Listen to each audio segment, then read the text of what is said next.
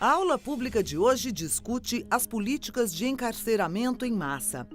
Neste programa, gravado na UFABC, em São Bernardo do Campo, quem fala sobre o assunto é Camila Dias.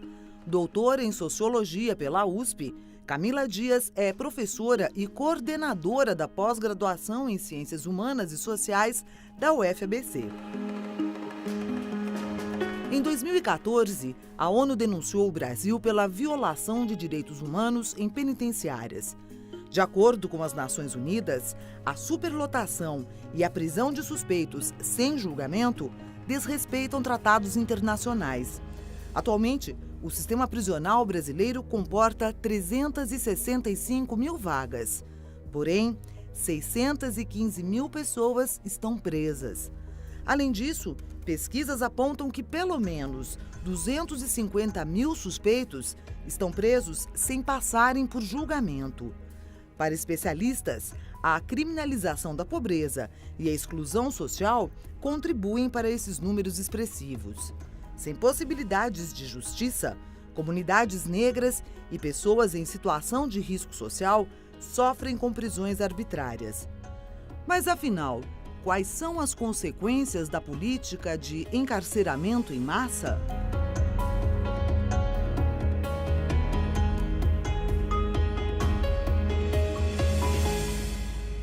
A gente pode afirmar que há, sim, hoje, no Brasil, uma política de encarceramento em massa, não apenas pelos números absolutos de presos que nós temos hoje, que, como mostrou aqui nessa reportagem inicial, hoje alcança já a cifra de 630 mil. O hoje, que eu digo, é 2014, porque são os números que nós temos, ainda são referentes a 2014. Então, nós temos 630 mil presos no Brasil, que é um número muito, muito alto, mas não é só esse número absoluto que pode nos dar respaldo para afirmar que há uma política de encarceramento em massa. Se nós pegarmos as taxas de encarceramento, que são medidas pela relação um preso a cada 100 mil habitantes, o Brasil hoje alcança a taxa de 393 presos a cada 100 mil habitantes. Essa taxa de encarceramento ela cresceu 120% entre os anos de 2000 a 2014. Ou seja, em 14 anos, nós mais que dobramos a nossa taxa de pessoas presas no Brasil. Se nós pegarmos em números absolutos, entre 1990 e 2014, a nossa população carcerária cresceu em 575%. Em São Paulo, então, eu falei que a taxa de encarceramento no Brasil é 393 a cada 100 mil habitantes. Em São Paulo, essa taxa é de 647 por 100 mil. Ou seja, o estado de São Paulo tem uma taxa de pessoas presas, que é o dobro, praticamente, da taxa de pessoas presas do Brasil. Então, São Paulo, de fato, a gente pode dizer que é a locomotiva carcerária do Brasil. Hoje, o número de presos só em São Paulo, o número hoje também, dados de 2014, o número de pessoas presas em São Paulo é 230 mil, ou seja, 1/3 da população carcerária brasileira está presa em São Paulo. Então, esses números eles, podem, então, nos dar respaldo para afirmar que nós temos uma política de encarceramento em massa. E essa política, os seus objetivos, elas ficam mais claras quando a gente vai olhar para o perfil dessa população carcerária. Quem é o preso no Brasil? Então, nós temos, eu trouxe aqui no papel para não esquecer os números, nós temos uma população que é majoritariamente jovem. Nós temos 56% dos presos no Brasil têm até 29 anos. Então, mais da metade é enquadrado na categoria ainda jovem. Desses, 67% se declaram negros. Então, quase 70% são declarados negros dessa população carcerária. E os crimes pelos quais eles estão respondendo. 27% tráfico de drogas, não é o tráfico internacional, é o tráfico simples, né? Tráfico de drogas.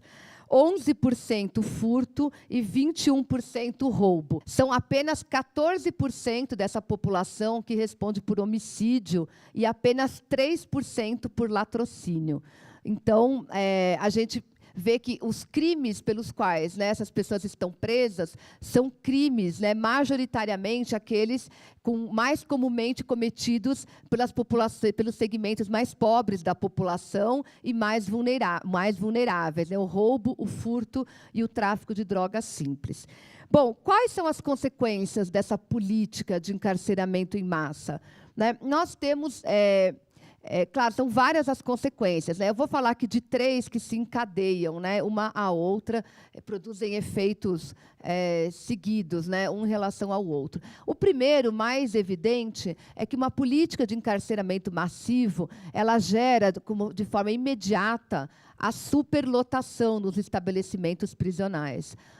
Por mais que no Brasil se construa prisões, especialmente São Paulo investiu, entre aspas, né, nas últimas décadas, muito em construção de prisões, nunca esse aumento, né, da rede prisional nunca é suficiente para atender a demanda sempre crescente por mais prisões.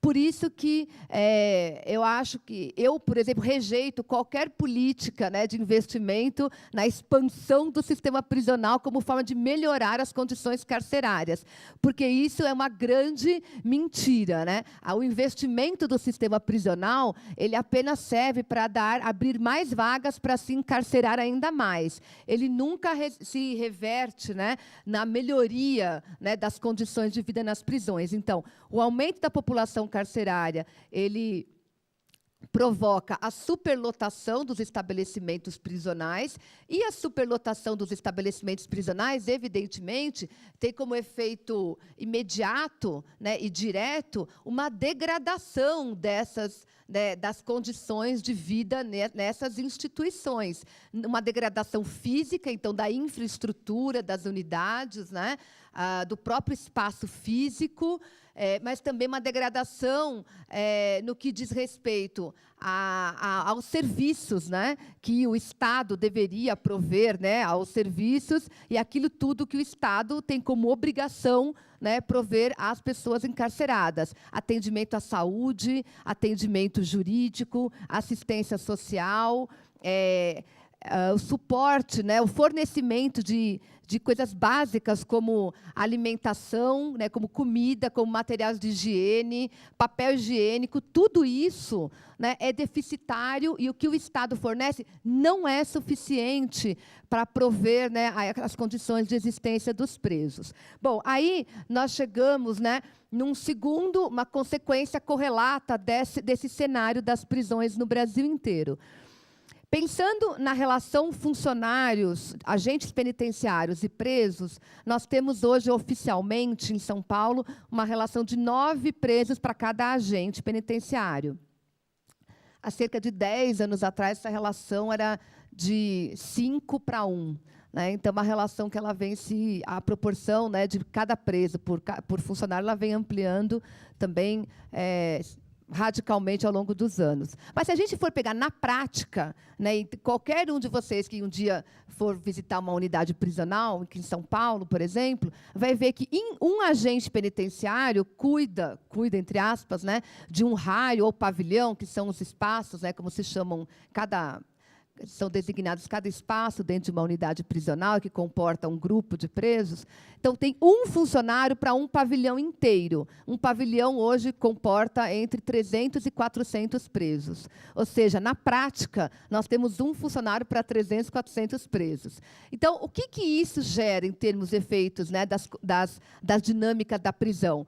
Quem será que faz a gestão da população carcerária num espaço em que tem um funcionário com 300 presos? Quem é que faz a gestão dessa unidade prisional, em termos de distribuição de alimentos, distribuição de medicamento, de resolução dos conflitos, do cotidiano, né, de dentro dos raios e das celas? O Estado não faz essa gestão em lugar nenhum do Brasil. né, quem faz essa gestão são os chamados grupos de presos organizados, chamadas facções, né, que, no caso de São Paulo, o PCC é um majoritário hegemônico, em outros estados há várias outras. Mas são esses grupos que, de fato, fazem a gestão da população carcerária dentro das prisões. Eles distribuem remédios, distribuem alimentação, organizam as visitas dos familiares, resolvem todo tipo de conflito dentro das celas, dentro dos pavilhões. São eles que deixam ou não entrar visitantes externos, e quando entram, são eles que garantem a segurança desses visitantes. Então, são eles que fazem a gestão cotidiana das unidades prisionais, né? E isso, então, nós aí já né, caminhando para a terceira e última consequência, né? Para que a prisão, então, ela funciona? A prisão ela é um espaço de exceção, de arbitrariedade e de extrema violência. Não só a violência em si, da privação da liberdade em si, né? Mas, para além disso, né?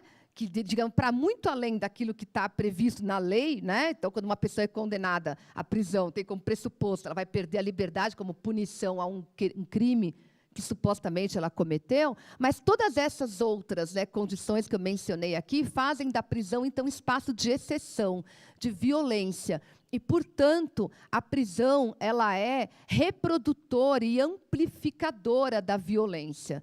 Então, quando se vai discutir como reduzir o crime no Brasil, lembrar que o Brasil, em 2014, teve quase 59 mil homicídios, né? Então, é um dos países mais violentos do mundo, né? Então, quando se vai discutir a redução da violência no Brasil e se aposta na prisão, na verdade, a gente está, né, tentando apagar fogo com gasolina, porque a prisão ela amplifica a violência, ela é produtora e reprodutora da violência. Ela é um espaço de exceção, é um espaço de segregação de pobres e negros, porque a população que está presa é uma população pobre e negra, né? É essa população que vai responder por tráfico de drogas. Não é o dono do helicóptero que é pego com 450 quilos de cocaína. Esses, nem inquérito foi aberto. Foi tudo arquivado. Quem está preso por tráfico de drogas é o menino da favela que fica vendendo, que às vezes é preso com 5 gramas de crack. Às vezes, 3 gramas de crack. É o usuário pobre, ele responde por tráfico. O usuário rico vai assinar um termo circunstanciado como usuário e vai fazer tratamento numa clínica, né, para tratamento de dependentes químicos. Então, a prisão ela é esse espaço de segregação de uma população pobre, vulnerável. Ela é um espaço de exceção, de arbitrariedades, e que o Estado, hoje, nenhum Estado do Brasil não controla, né? Quem controla hoje os espaços prisionais são as facções.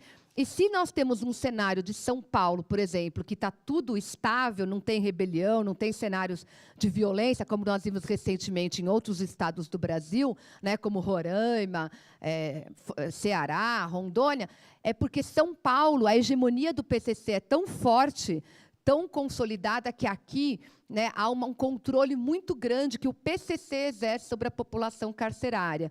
Por isso, nós temos esse cenário de aparente pacificação. Agora, a professora Camila Dias responde à pergunta da correspondente de Ópera Mundi. Na Europa, o sistema penal ele é pautado na reabilitação e não na punição do detento. E aqui a gente vê adotadas várias medidas alternativas ao encarceramento. Já a política adotada no Brasil é a do encarceramento de massa. Eu queria saber da senhora qual é o custo humano, social e econômico desse encarceramento em massa. Falar de Europa é generalizar algo que não é generalizável. Então, se a gente pegar, né, a Suécia, os países nórdicos, que é tão diferente que é impossível comparar, né? A Holanda, que recentemente também, né, estava com um problema ali por falta de presos, né? E a gente, de fato, pode pensar que são sociedades em que a prisão não tem um lugar central. Mas, se a gente pegar a Grã-Bretanha, né, a Itália, a Espanha, França, né, a gente percebe que a prisão ali ela é, sim, um dispositivo político também importante, né? Mas é claro que, os países da América Latina, no geral, né, e o Brasil entre eles, na prisão se reflete as gigantescas disparidades econômicas e sociais, né, que estruturam a nossa sociedade. Então, por isso, aqui, as prisões, elas são ainda muito mais brutais, as condições são muito mais degradantes do que nos países da Europa. Mas se a gente pegar a França, por exemplo, o Foucault, né, o filósofo Michel Foucault, na década de 70 já denunciava a prisão dos argelinos, né? E hoje, quem são os segmentos, né, que estão ali vulneráveis a estar nas prisões europeias, no geral? São os imigrantes, são justamente os imigrantes, né? Então, cada sociedade vai ter aqueles segmentos que estão mais vulneráveis a esse espaço de segregação que são as prisões. Nos Estados Unidos já vem sendo denunciado há várias décadas, né, pelo movimento negro, o quanto a população negra é hiperrepresentada dentro da população carcerária, né? Então, eu acho que nós não temos assim, a prisão, ela não é boa, ela não é menos pior. Ela pode ser menos pior, né, mas ela não é boa em nenhum lugar do mundo. A prisão, ela é esse dispositivo de incapacitação e de segregação de segmentos, né, considerados inúteis, segmentos considerados, né, enfim, desprestigiados, sem espaço, né, excluídos, né, entre aspas. Então, e cada país, então, tem um determinado perfil de presos, né, para serem para conformarem ali os espaços da prisão.